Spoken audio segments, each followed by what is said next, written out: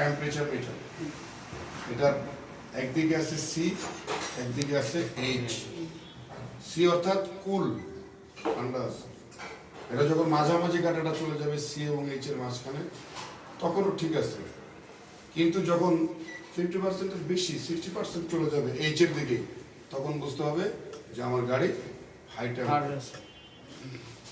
এরকম গাড়িতে কিছু মিটার আছে, মিটারগুলোর নাম আমরা জানি। সবচেয়ে বেশি গুরুত্ব বহন করে টেম্পারেচার মিটার। এরপরে হলো হ্যাঁ, যে স্টিয়ারিংটা আমরা যখন চালাই, স্টিয়ারিংয়ের পিছনেই প্যানেল আছে। এই প্যানেলের মধ্যে মিটার আছে, টেম্পারেচার মিটার। সি এবং এইচ এর মাঝে মানে এটা কি সি এবং এইচ দেওয়া যে মিটারটা, এটা হলো টেম্পারেচার মিটার। সিটি হলো কুল, এইচটা হলো হট। হটে গেলে তো টেম্পার্ড, আবার শীতে থাকলে কুল, তাহলে এটা হলো টেম্পারেচার মিটার। এরপরে থাকবে স্পিড মিটার, যেটা হলো গাড়ির গতি আমাকে দেখায়, গতি জানায় দেয়। স্পিড মিটারের মধ্যে আরো দুইটা মিটার আছে। একটা হলো গাড়ির মোট মিটার, আজ পর্যন্ত কত কিলোমিটার এই গাড়িটা চলছে, যেটাকে বলা হয় ওডিও বা ওডোমিটার। কি বলা হয়? ওডোমিটার। এই ওডো হলো জাপানি শব্দ, যার অর্থ হলো মোট। ওইটার মধ্যে আর একটা আছে ট্রিপ মিটার। আপনি ইচ্ছা করলে ওটাকে 0 করে দিয়ে ব্যাংক থেকে এয়ারপোর্ট যাবো কত কিলো হলো ও দেখাবে। Odometer, trip meter, speed metre. একটা মিটারের মধ্যে 3টা মিটার আছে। এটা আপনারা যখন লাইসেন্স পরীক্ষা দিতে যাবেন তখন এই প্রশ্নগুলো আসবে। তাহলে কি পাইলাম? Temperature metre, speed metre, odometer, trip meter, 4টা মিটার পাইলাম। এরপরে পাবেন ফুয়েল মিটার। ফুয়েল মিটার একদিকে দেখবেন লেখা আছে ই, একদিকে দেখবেন লেখা আছে এফ। এফ মানে হলো ফুয়েল ফুল আছে, ইতে হলো এমটি খালি। এর উপরে একটা দাগ আছে, এই প্রতি দাগে 15 লিটার করে তেল ফুয়েল বুঝায়। যদি 4টা দাগ থাকে, 4 × 60 লিটারের ট্যাঙ্ক। যেই কোনো গাড়ির ক্ষেত্রে, যে কোনো গাড়ি, এলিয়ন প্রিমিয়াম, যে কোনো গাড়ির ক্ষেত্রে, যে কোনো হাইব্রিড সহকারে ভেক্টর আর ডিফেন্ডার যতগুলো আধুনিক গাড়ি আছে, এগুলোর ট্যাঙ্ক 60 লিটারের উপরে হয় না। কারণ পার লিটারে চলে 10 কিলোমিটার। 60 লিটারে কত কিলো চলবে? 600 কিলো চলবে। সো বুঝতেই পারতেছেন তার বেশি প্রয়োজন হচ্ছে না। 600 কিলোমিটার আপনি এখান থেকে টেকনাফ গেলে আপনি ওখান থেকে আবার তেল ফুল করে রিটার্ন আসলেন।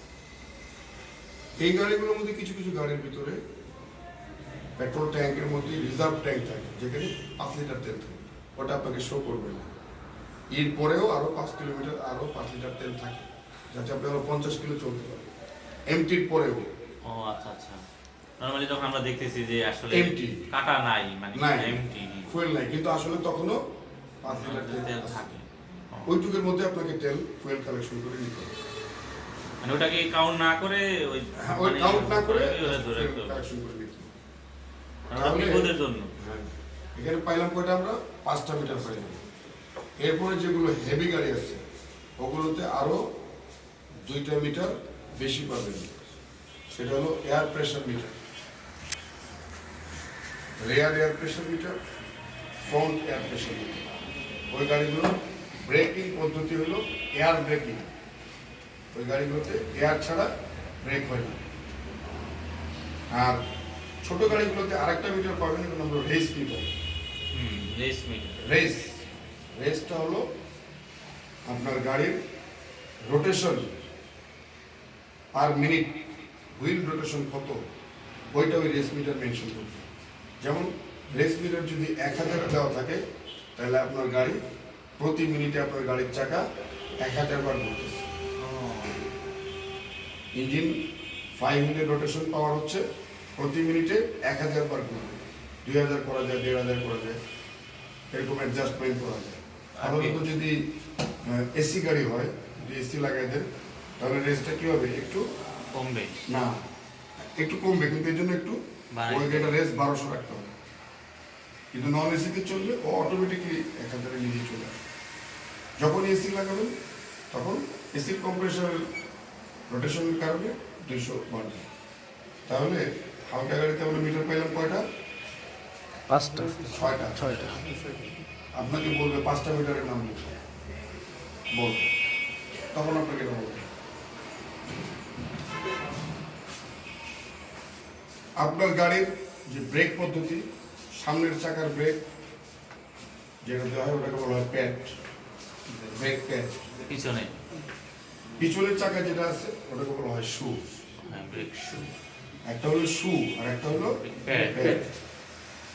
সামনের চাকা যেটা ধরবে ওটা হলো প্যাড, প্যাড পিছনের চাকা যেটা ধরবে সেটাকে বলা হয় শু, শু। শু ব্রেক শু। এই ব্রেকটা হয় কিসের মাধ্যমে? মাস্টার সিলিন্ডারের মাধ্যমে। ওই ড্রামের ভিতরে মাস্টার সিলিন্ডার আছে, যে বুস্টারের সামনে যেটা থাকে, বুস্টারের সাথে লাগানো থাকে, এটাকে বলা হয় মাস্টার কি হিট ব্রেক মাস্টার সিলিন্ডার।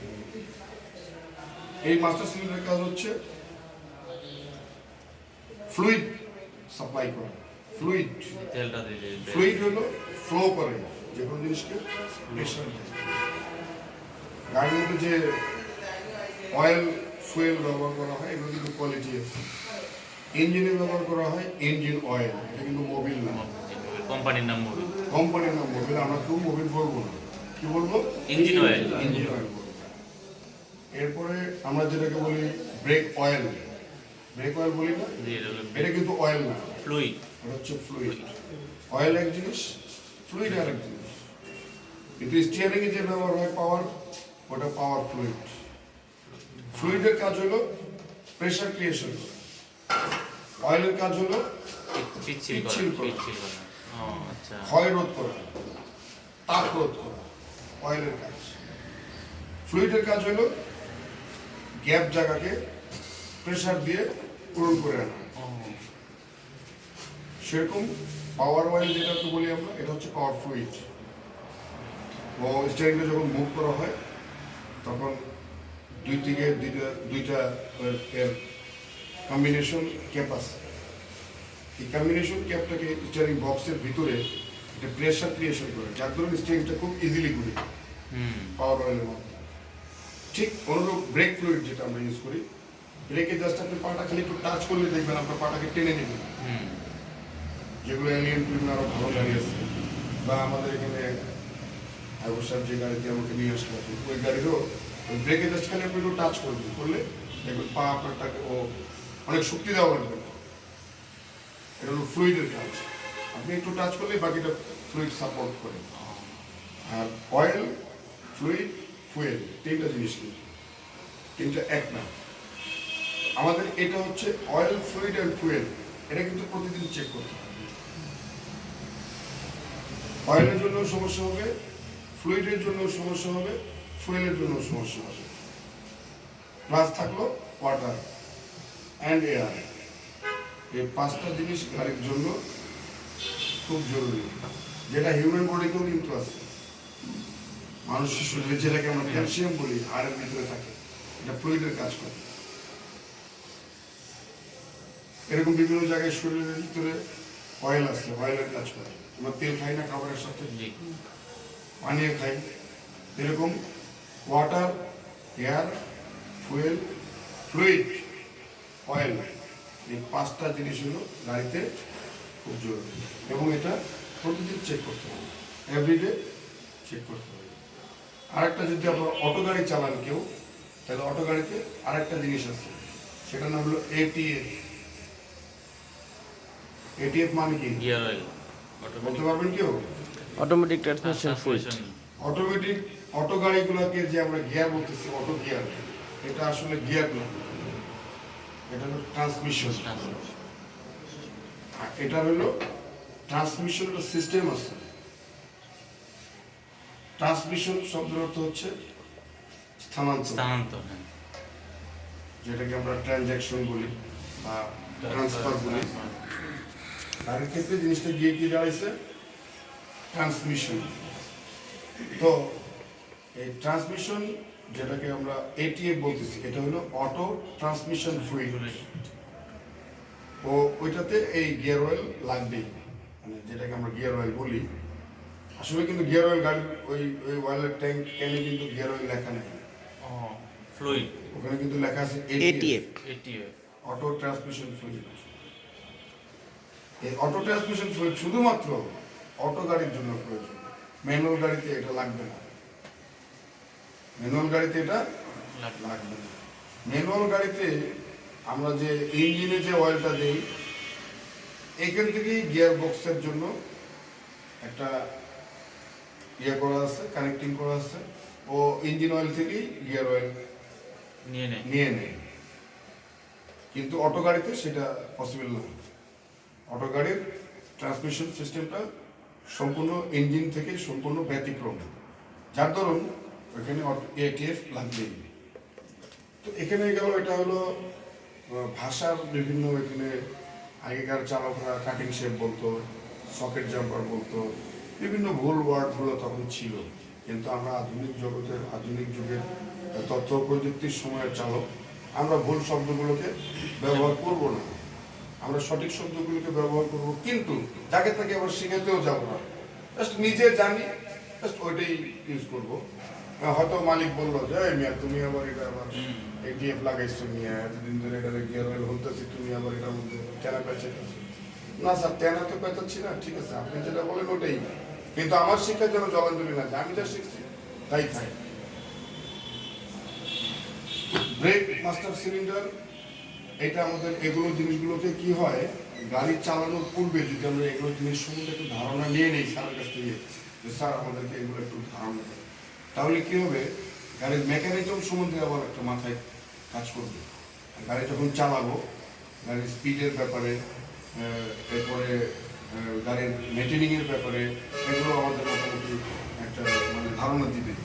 আর গাড়ি যেটাই হোক, আমি যেটাই চালাবো সেটাই তো আমার জীবন যাওয়ার জন্য যথেষ্ট, সেটা যার গাড়িই হোক, আমারই হোক বা কোনো মালিকেরই হোক বা ড্রাইভিং স্কুলেরই হোক, রেসপন্সিবিলিটি কিন্তু এখানে বেশিটাই আমার, বেশিরভাগটাই যে ড্রাইভ করবে তারই কিন্তু বেশিরভাগ রেসপন্সিবিলিটি। গাড়ির আউটলুকিং, প্রতিদিন সকালে গাড়ি কাছে যখন আমি চালাতে যাব, আমার পূর্বে একজন চালাইছে, কারণ আমি যখন চালাতে যাব তখন আমার রেসপন্সিবিলিটি কি, আমি চাকাগুলো একটু দেখে নিব, চাকার টায়ারের যে খাতকাটা এগুলোকে কি বলে, বিট, ট্রেড বলে, ট্রেড। চাকার গভীরতা, যে এই ট্রেডের গভীরতাটা হবে 1.6 মিলিমিটার। এর চেয়ে কম থাকলেও চালানো যাবে, কিন্তু প্রপার থাকা উচিত কত, 1.6 মিলিমিটার। 60,000 কিলোমিটার চলার পরে এটা একটা আর চলার উপযোগী নয়। আমাদের দেশে 1,20,000 কিলোমিটারও চায় না, যতটা আমরা হই নাই। আর যদি ভালোভাবে যতই চালাই, আমি যতই ভালো দক্ষ হই না কেন, যদি আমার টায়ারের ডেট এক্সপায়ার হয়ে যায়, সেক্ষেত্রে আমার ভালো চালানো কিন্তু সাপোর্ট করবে না, চাকা আমাকে আরেকদিকে নিয়ে যাবে, বা যে কোনো জায়গায় বাস্ট হয়ে একটা বড় দুর্ঘটনা ঘটতে পারে। বা ওইটাতে এতদিন প্রেশার দিয়েছিলাম 40, যখন ডেট এক্সপায়ার হয়ে গেছে টায়ারের, তখন 40 প্রেশার আর নাও দিতে পারে। এখন 3টা চাকায় 40 প্রেশার দিচ্ছে, একটা চাকায় 30 প্রেশার, এরকম তো আর হয় না, বলা যাবে না। এই জন্য এখানে আবার একটা ব্যাপার আছে, টায়ারের যখন দেখবো যে ট্রেড কমে গেছে বা ওরকম হয়ে গেছে, তখন এটাকে আমরা রোটেশন করতে পারবো, যেটাকে বলা হয় হুইল রোটেশন সিস্টেম। এই হুইল রোটেশন সিস্টেমটা হলো, সামনের চাকা বেশি ক্ষয় হয়ে গেছে, পিছনের চাকাটা একটু ভালো আছে, এটা ওখানে দিব, ওইটা এখানে নিয়ে আসবো। বা স্পেয়ার চাকা একদম ভালো আছে, সামনের ডান দিকের চাকা দেখলাম একদম ক্ষয় হয়ে গেছে। সাধারণত সামনের বাম দিকের চাকা ক্ষয় হয় বেশি, সামনের দুটো চাকায় বেশি ক্ষয় হবে সাধারণত, কারণ ঘুরে। এবং আমাদের দেশের গাড়িগুলো, হালকা গাড়িগুলো front wheel drive system. Front wheel drive system মানে হচ্ছে সামনের ফ্রন্ট এক্সেলে চলে, সামনের চাকার শক্তিতে চলে। বড় গাড়িগুলো পিছনের চাকার শক্তিতে চলে। যেমন ক্র্যাঙ্ক শ্যাফট আছে, ডিফারেন্সিয়াল বক্সের মাধ্যমে পিছনের চাকা ঘুরলে সামনের চাকা ঘুরবে। এবং সাইকেল দেখছি না আমরা, সাইকেলের পিছনের চাকার সাথে চেন কানেক্টিং করা, সামনের চাকা কিন্তু কোনো কানেক্টিং নেই। সো পিছনের চাকা ঘুরলে সামনের চাকা ঘুরবে। ওই গাড়িগুলো, আমাদের যে হালকা গাড়িগুলো, এগুলো সামনের চাকা ঘুরলে পিছনের চাকা নিজেই ঘুরে আসে।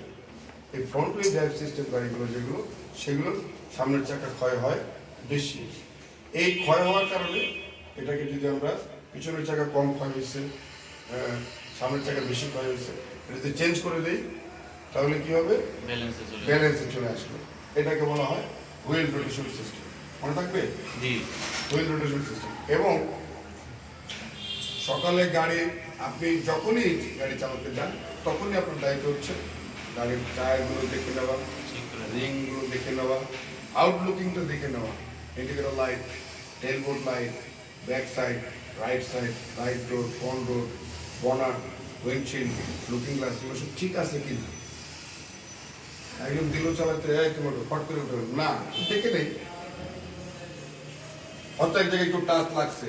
এখন এই কাজটুকের জন্য দেখা গেল যে বডিতে ট্যাপ হয়ে গেছে, আর ট্যাপটা তো অন্যজনও করে ধুয়ে যেতে পারতো।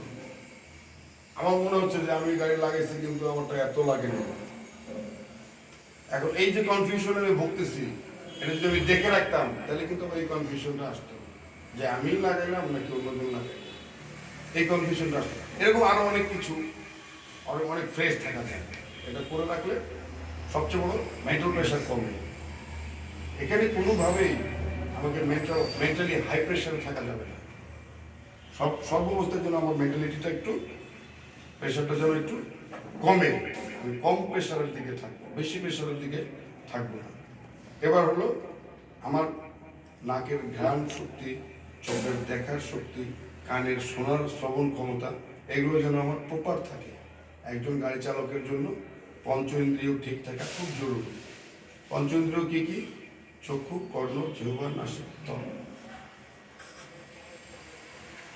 গাড়ি খুব গরম হয়ে গেছে, বড়টা হাত দিচ্ছি, গরম লাগতেছে না, তাহলে আমার শরীরে জ্বর আছে।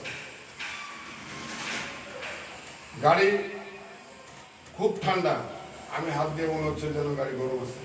এই গাড়িগুলো খুব ঠান্ডা থাকলে কিন্তু ভালো সাপোর্ট দিবে না।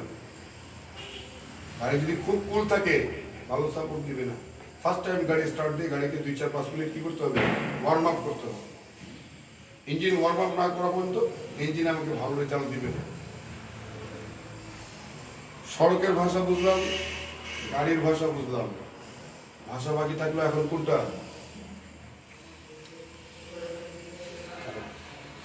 চালকের ভাষা, জনগণের ভাষা। জনগণের ভাষা বোঝা খুব মুশকিল। দাঁড়ায় আছে, দৌড় দিবে কি দিবে না উনি নিজেও কিন্তু জানেন। যিনি দাঁড়ায় আছে দৌড় দিবে কি দিবে না, পার হবে কি হবে না, উনি নিজেও জানেন না। উনি ইনডিসিশন ফিল করতেছে, হঠাৎ করে দৌড় দিয়েছিল। আপনি কি করবেন? গিয়ার পাল্টাবেন না, ব্রেক করবেন না, হর্ন করবেন? হর্নও করতে হবে, ব্রেকও করতে হবে, গিয়ার চেঞ্জ করার জন্য প্রিপেয়ার হইতে হবে। অর্থাৎ পৃথিবীতে এরকম কাজ খুব কম আছে যে একসাথে এতগুলো কাজ করতে হবে। এই জন্য একজন চালককে খুব চটপটে হতে হবে, স্মার্ট হইতে হবে, খুব স্মার্ট হইতে হবে, চরম স্মার্ট হইতে হবে, যার কোনো মানে তুলনা হয় না, এতটুকু স্মার্ট হতে হবে। আমাদের দেশে যে দেশের অবস্থা, দেশের যে জনগণ, এই হিসাবে আমাদেরকে অনেক অনেক কি হতে হবে? অনেক স্মার্ট হইতে হবে। তো এই স্মার্টনেসের জন্য আমরা যে ড্রাইভার হব, এই ড্রাইভারের অক্ষর কয়টা? DRIVER। এই 6টা অক্ষরের উপরে আমাদের একটা জানা থাকতে হবে, এর উপরে আমাদের একটা অভ্যস্ত হইতে হবে। ড্রাইভার ডিউটিফুল মানে সে কর্তব্যপরায়ণ। কি কর্তব্যপরায়ণ? সড়কের ভাষা বোঝা, গাড়ির ভাষা বোঝা, জনগণের ভাষা বোঝা, এটা আমাদের জন্য কর্তব্য। আর রেগুলার, এই কর্তব্যটাতে আমাকে রেগুলার থাকতে হবে, নিয়মিত থাকতে হবে। একদিন শুধু কর্তব্য পালন করলাম, অন্যদিন করলাম না, না ভাই, প্রতিদিন তো দেখি, আজকে একটু খেয়াল করতে পারি না, এই জন্য এই ঘটনাটা ঘটে না। ওই মিসআন্ডারস্ট্যান্ডিং আমরা ভুগবো না, হতাশায় ভুগবো না। যত বেশি মনে রাখবেন, যত বেশি আপনি প্রেশারে থাকবেন তত আপনার জন্য গাড়ি চালানো ঝুঁকি। যত কম মেন্টাল প্রেশারে আপনি থাকবেন তত গাড়ি চালানো সহজে শিখতে পারবেন এবং দুর্ঘটনামুক্ত চলাফেরা। আই হলো ইন্টেলিজেন্ট, বুদ্ধিমত্তা সম্পন্ন। দেখতে বোকাচোদা বোধায় মতন মনে হইতে পারে, কিন্তু আসলে আপনি বুদ্ধি বহন করতেছেন, এই মানসিকতা আপনার মধ্যে নিয়ে চলতে হবে। ভি, ভেরিয়েশনাল, যাচাইকৃত, গাড়ির সব কিছুকে আপনি যাচাই করে নিন। ই, ইফিসিয়েন্ট, দক্ষ, প্রতিদিন একটু একটু করলে কিন্তু দক্ষতা অর্জন হয়। দিন একটু একটু করলেই, একদিনে না, একদিনে আপনি অনেক দক্ষ হবেন, ঠিক আছে, কিন্তু একটু একটু করে ডেলি। একদিনে হবে না, একদিন হবেন কিন্তু একদিনে হবে না, একটু একটু একটু করে একটু। শেষ হইল আর রিলিজিয়াস, যার যে ধর্ম আছে সেই ধর্মের প্রতি মানসিকতা রাখা। আপনি যদি নিজে নিজেই বলেন যে আল্লাহ, ভগবান, গড, আমি যেন সারাদিন দুর্ঘটনা মুক্ত, মানুষকে যন্ত্রণা, কষ্ট, দুঃখ, সব থেকে যেন আমি বাঁচাতে পারি, আমি যেন ভালো চলতে পারি, আমি যেন দেশের জন্য একটা সম্পদ হই, আমি যেন পিতা মাতার জন্য একটা আশীর্বাদ হই, আমাদের স্যার যেন আমাদের উপরে কোনো সময় ফেডাপ না হয়, আমাদেরকে দিয়ে স্যারের জন্য একটা ক্ষতি না হয়ে যায়। এই জিনিসগুলো ড্রাইভিং শেখার জন্য যে টাকা নির্ধারণ করা হয়েছে সেই টাকা তো এক মাস হলো, এক টাকাও স্যারকে দিই নেই, স্যারকে কিছুটা, এই যে একটা মানে মানসিকতাগুলো যেন আপনাকে ফ্রেশ রাখে, যে মানসিকতাগুলো সেগুলো থাকে। টাকার বিনিময়ে ড্রাইভিং শিখবো, ঠিক আছে, শিখতেছি, 5,000, 6,000, 8,000, 10,000 টাকা। মানুষ এক জায়গায় মদ খাইতে বসে 50,000 টাকা মদ খায়, অথচ একটা কাজ শিখতে গিয়ে যে একটা অ্যামাউন্ট ধরা হবে, সেই অ্যামাউন্টটাই কিন্তু আমার জন্য সব না। সেটা গাড়ির খরচ, ফুয়েল খরচ, টায়ার খরচ, রোড খরচ। আমরা ড্রাইভিং শিখি বা না শিখি, গাড়ি চালাক বা না চালাক, বছর শেষে কিন্তু fitness, tax token, road tax, এগুলো সব তাকে নিয়মিত দিতে হবে। তো বছরে যদি একটা গাড়ির রোড ট্যাক্স যদি ধরেন 10,000 টাকায় যদি হয়, তাহলে প্রতিদিন কিন্তু 60 টাকা করে পড়তেছে। এখন তো 10,000 টাকা নাই বলতেছি, মেবি প্রতিদিন 5 টাকা করে পড়তেছে, 20,000 টাকা হলে প্রতিদিন 10 টাকা করে পড়তেছে। গাড়ি চলুক বা না চলুক, এই অ্যাকাউন্টে টাকা। এই সমস্ত বিষয়গুলো মাথায় রাখাটার নামই হলো রিলিজিয়াস, ধর্মীয় মানসিকতা যেন থাকে, সেটা যে ধর্মীয়। এই হলো ড্রাইভার শব্দের পূর্ণাঙ্গ বিষয়। এগুলো মাথায় রাখবো আমরা। তার চেয়ে বড় কথা, সড়কের ভাষাগুলোর দিকে আমরা নজর রাখবো। এগুলোর ব্যাপারে আর বলার কিছু নেই, কারণ এগুলো তো সব দিয়ে রাখছে, একসময় এগুলো ছিল না। এই সমস্ত সিগন্যালগুলো আমাদেরকে মুখে বলতে হতো। এখন তো অনেক ভালো ভালো পদ্ধতি আসছে, যেমন এই যে রেলওয়ে জংশন, ওই যে গণনার মার্কার, এগুলো আগে অনেক সাইডে ছিলই না। যেমন এই যে এটা আপনার ইউটার্নে দেওয়া থাকে, এই সাইনটা ইউটার্নে পাবেন। ইউটার্নে কেন পাবেন? ইউটার্ন থেকে অনেকে করে কি, এদিকে এসে এদিকে ঘুরবেন না, এদিকে যাওয়া শুরু করে। তো এদিকে যে যাওয়াটা হচ্ছে, এটা খুব বিপজ্জনক। ওই জায়গায় ওই সিগন্যালটা দেওয়া থাকে, এই সাইডটা সোজা চলে যান, সোজা চলে যাচ্ছে না, অনেকে সোজা যাওয়া যাবে না, ইউটার্নে এসে আপনি যে ইউটার্ন নেবেন সেই ইউটার্নেই যান, এইটারই যেতে হবে, বিপরীত দিকে যাওয়া যাবে না। এরপরে আছে পথচারী পারাপার। পথচারী পারাপারকে আমরা কি বলি? Zebra crossing. কিন্তু আসলে ওখান দিয়ে জেব্রা পার হয় না, ওখান দিয়ে কি জেব্রা পার হয় না, মানুষ পার হয়। এই জন্য এটার নাম হচ্ছে পেডেস্ট্রিয়ান ক্রসিং। কি নাম? জেব্রা ক্রসিং না। আর আমরা জেব্রা ক্রসিং বলবো না, ওরা জেব্রা পারাপার করে না, পথচারী পারাপার করে। এখন যেগুলো নতুন সড়ক হচ্ছে দেখবেন লেখা আছে পথচারী বারবার, pedestrian crossing, pedestrian crossing, pedestrian crossing. Pedestrian. আর ইউটার্ন যে জায়গাগুলো, সেগুলো ইউটার্ন নাই এখন। ওই জায়গাটার নাম হচ্ছে median gap. Medium gap, median median, median, median median gap. U turn শব্দ উঠে যাচ্ছে, জেব্রা ক্রসিং উঠে যাচ্ছে। তো ক্লাস কি টাইম কোনো অবস্থা 11 পর্যন্ত না 12 পর্যন্ত? বেশি দিলে তো এরা আবার মাথায় রাখতে পারবে না। পৃথিবীতে মানুষের এই তত্ত্বীয় জ্ঞান অর্জন করার সময়সীমা একটা নির্ধারণ বেঁধে দেওয়া হয়েছে। আপনারা যখন ছোটবেলায় স্কুলে লেখাপড়া করছেন, তো কতক্ষণ করেছিল ক্লাস? ঘন্টা কতক্ষণ পর পড়তো? 1 ঘন্টা, না না, 45 45 মিনিট। মানে এর উপরে পৃথিবীতে কোনো ক্লাস সিস্টেম নাই, একেবারে প্রাথমিক থেকে শুরু করে ইউনিভার্সিটি লেভেলে 40 থেকে 45 মিনিটের উপরে ক্লাস সিস্টেম নাই। কেন এটা করা হয়েছে জানেন? একজন মানুষ কন্টিনিউ 40 মিনিটের বিষয়টা মাথায় রাখতে পারে, তারপরে বিষয়গুলো ভুলে যায়। 2 ঘন্টা নেওয়া যাবে, কিন্তু আমি দিতে পারবো, আমরা দিতে পারবো। আমরা তো সকাল 9টা থেকে 1টা পর্যন্ত ক্লাস করি কন্টিনিউ, কিন্তু দেখা যায় যে যারা রিসিভ করবে তারা আসলে সব বিষয়গুলো একসাথে রিসিভ করে রাখতে পারে, ভুলে যায়। এই জন্য হচ্ছে 40 মিনিট পরে ব্রেক দিতে হয়, 5-10 মিনিট একটু ঘুরে টুরে আসলো, একটু ফ্রেশ হয়ে আসলো, আবার বসলো, তাহলে ওটা একটু পারফেক্ট হয়। কিন্তু কন্টিনিউ করতে গেলে দেখা যায় প্রশিক্ষক বলতে পারবে, কিন্তু প্রশিক্ষণার্থী পুরোটা রাখতে পারবে না। সেক্ষেত্রে প্রশিক্ষণার্থী নিতে নাই যদি পারে, তাহলে প্রশিক্ষকের বলাটা তো ব্যর্থ হয়ে যাচ্ছে। তো ঠিক আছে, আমি আপনাদের প্রশিক্ষক আইবুর রহমান সাহেবকে অনুরোধ করবো। ধন্যবাদ। স্যারকে অনেক ধন্যবাদ। আজকে আপনাদের এই স্কুলে উপস্থিতি আপনাদেরকে কিছু পরামর্শমূলক সড়ক এবং গাড়ি সম্বন্ধে বলার জন্য।